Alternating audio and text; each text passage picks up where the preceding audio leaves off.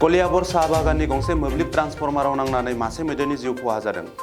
थांनाय हरनि समाव कलियाबरनि बुरापाहार साहा बागानाव काजिरङानिफ्राय ओंखारबोनाय मासे हाग्रानि मैदेरा इलेक्ट्रिक ट्रान्सफर्माराव नांनानै जिउ गोमादों होननानै खौरां मोन्दों।